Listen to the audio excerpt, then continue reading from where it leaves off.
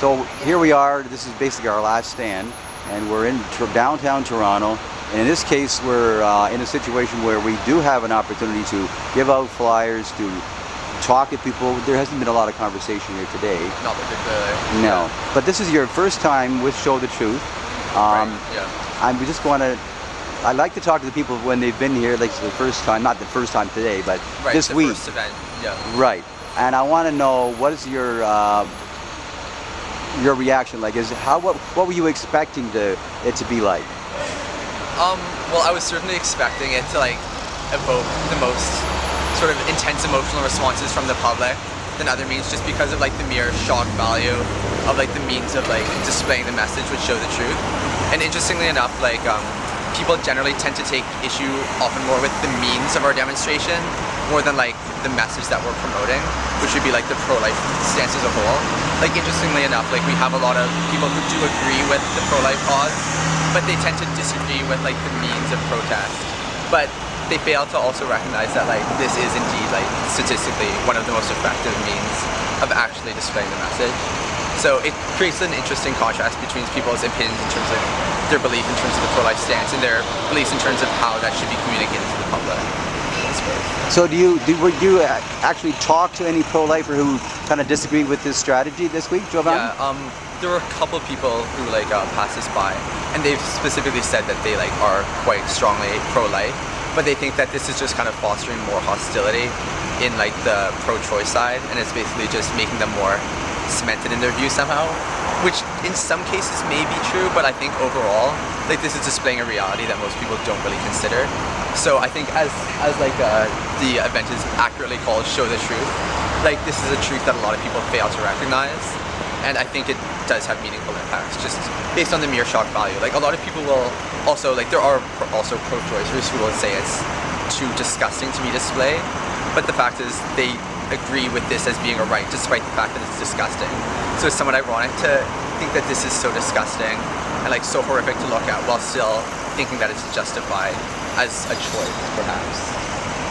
Yeah, it's incredible. I'm surprised you picked that up so quickly. There is some division, a fair amount in some cases, within the pro-life community.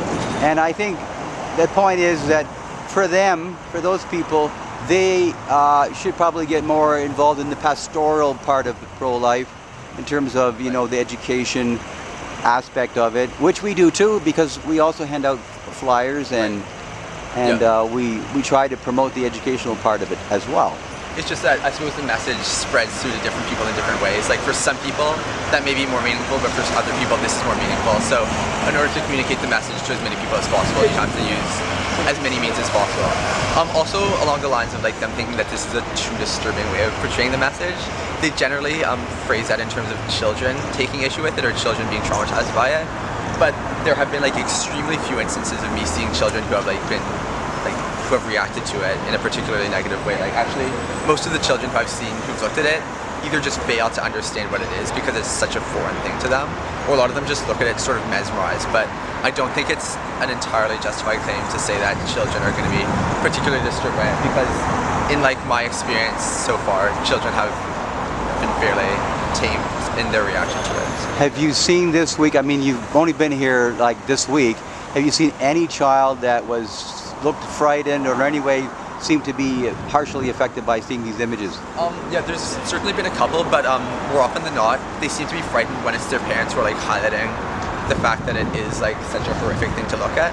The children I've seen who are the most frightened, their parents will try to shield it from them. They'll try to cover their eyes or just get them to look away. So that kind of draws attention to the fact that it's super horrific. So children are only really frightened by it through their parents' fear of it. Whereas children themselves, they almost seem to look at it more objectively than their parents. They just see it for the imagery and the horror that it is without necessarily being overly traumatized by it. Did you see any parents use any kind of a strategy to sort of distract their kids from seeing it at all? Yeah, there's been a couple of instances. They'll just point at something else in the background, or they'll try to if they're a particularly young child, they'll just pick them up and get them to face the other way. So yeah, there's certainly been a lot of parents who have just been trying to divert their attention by one means or another. Yeah. Wow. I'm ever glad you came this week, Giovanni. Yeah, it's been interesting. I'll hopefully be back in the future. Yeah, I hope so. I hope you can join us in the very near future. Yeah.